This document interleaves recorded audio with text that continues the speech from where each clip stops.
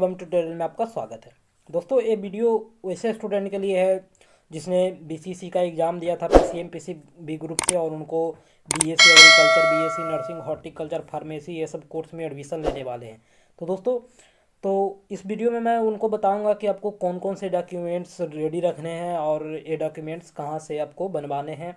तो दोस्तों सबसे पहले हम बात करते हैं डॉक्यूमेंट्स में, तो वो 10th का सर्टिफिकेट, मार्कशीट और प्रोविजनल सर्टिफिकेट की बात है और वही सेम डॉक्यूमेंट्स आपका 12th का है। तो दोस्तों अगर आपके पास पासिंग सर्टिफिकेट्स अभी अवेलेबल नहीं है तो आपका काम मार्कशीट से हो जाएगा, और जो बिहार बोर्ड के स्टूडेंट हैं उनको प्रोविजनल सर्टिफिकेट भी मिलता है और उसकी भी वहाँ पे ज़रूरत होती है। तो दोस्तों ये डॉक्यूमेंट्स आपको, सारे डॉक्यूमेंट्स आपको ऐसा नहीं है कि जब रजिस्ट्रेशन करोगे तब मांगा जाएगा या फिर चॉइस फिलिंग करोगे तब मांगा जाएगा।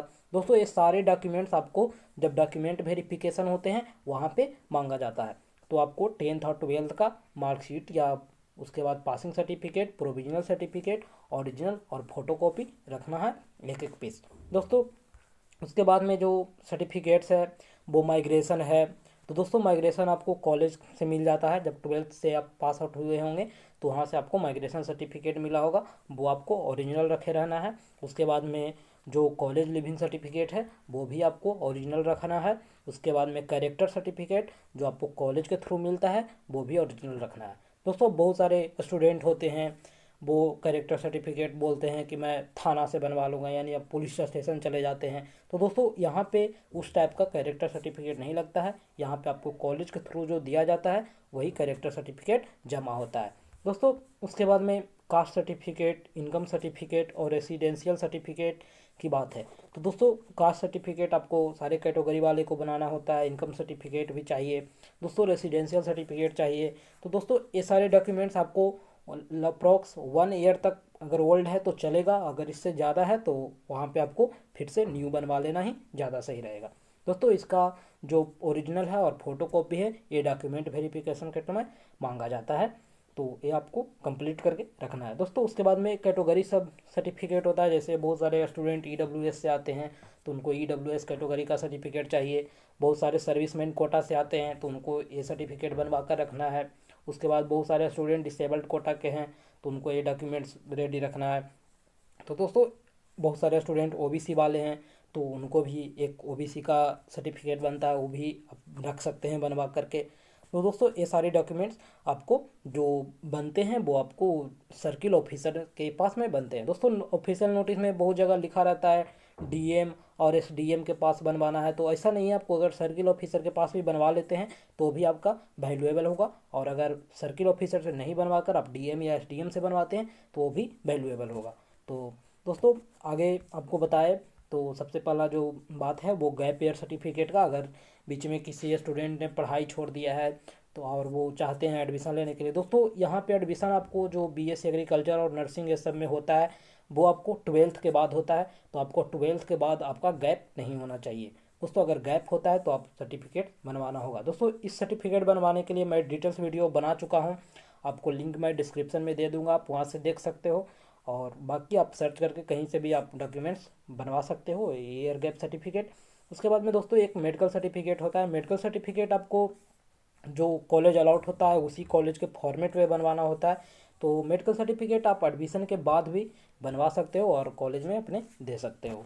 दोस्तों उसके बाद में जो सर्टिफिकेट्स हैं और डॉक्यूमेंट्स की लिस्ट है उसमें आपको बता दें कि जो आपने बीसीसी का एग्ज़ाम दिया था उसका एडमिट कार्ड आपके पास होगा तो वो एडमिट कार्ड आपको चाहिए।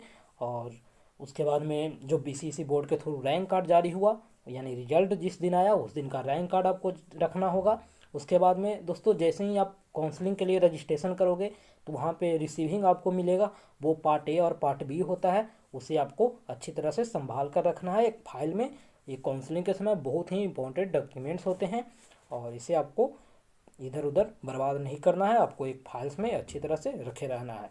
दोस्तों उसके बाद में जब कॉलेज आपको अलॉट हो जाता है तो वहाँ पे आपको एक प्रोविजनल अलॉटमेंट लेटर मिलता है दोस्तों, यानी इसे कॉल लेटर भी बोल सकते हैं। आपको वहाँ पे जो वेबसाइट है वहाँ पे फर्स्ट राउंड का रिजल्ट आएगा तो आप वहाँ पे चेक करेंगे और अपना अलॉटमेंट लेटर को डाउनलोड करेंगे। और दोस्तों इसका 3 कॉपी आप अपने पास रखेंगे, क्योंकि वहाँ पे 3 कॉपी का ज़रूरत होता है जब डॉक्यूमेंट वेरिफिकेशन होता है तब।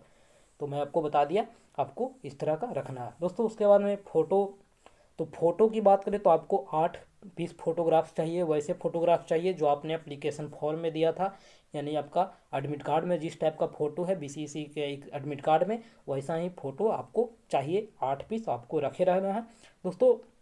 ये 8 पीस फोटोग्राफ्स वहाँ जमा होते हैं डॉक्यूमेंट वेरिफिकेशन के टाइम।